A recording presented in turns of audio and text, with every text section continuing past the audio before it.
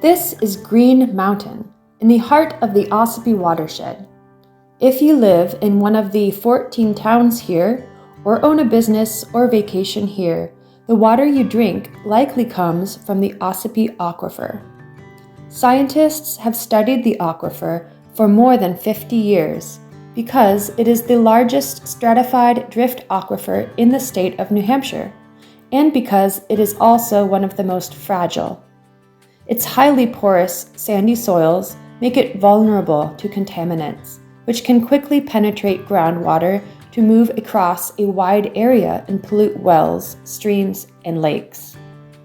Recognizing this fact, most of the towns in the Ossipee watershed adopted water protection ordinances that limit or prohibit risky land uses in the highest risk areas of their community.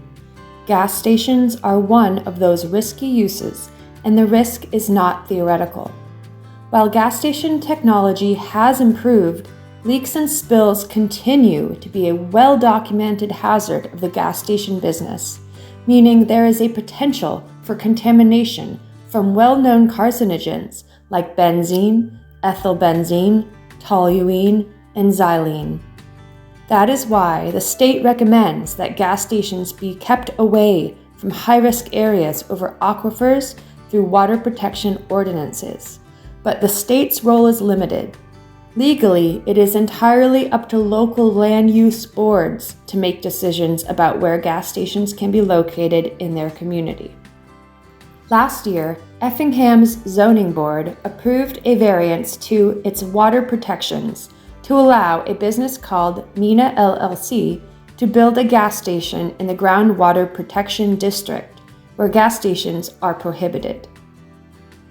Geoscientist Dr. Robert Newton, who has studied the Ossipee watershed for more than 50 years, called the Meena site the worst possible location for a gas station, the riskiest area in an already risky water protection zone.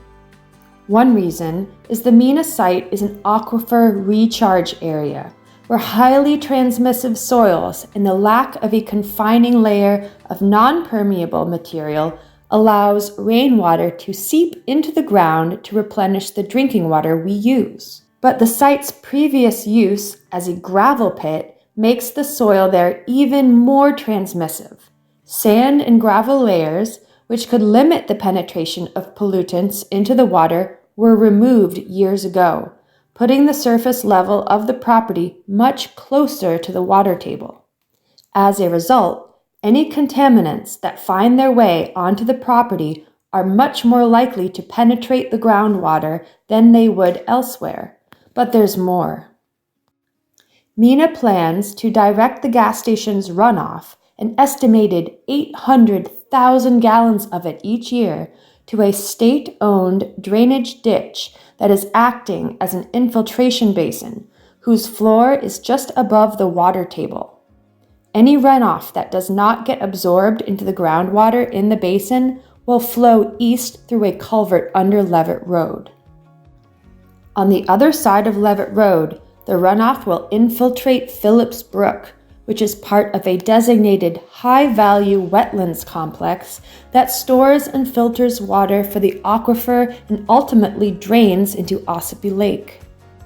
Combine all of this with the fact that there is a public water system within 180 feet of the proposed gasoline storage tanks and at least 20 private wells downstream of the site, and you have a textbook example of the kind of risk to water resources that groundwater protection ordinances are designed to prevent.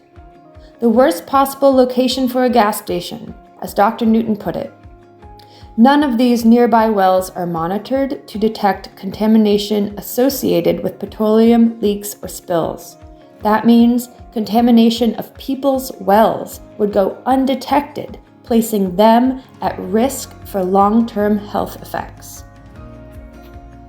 After the Meena proposal was ruled to be a development of regional impact, 6 of the 7 affected towns publicly indicated they have strong concerns about a gas station at that site or are opposed to it.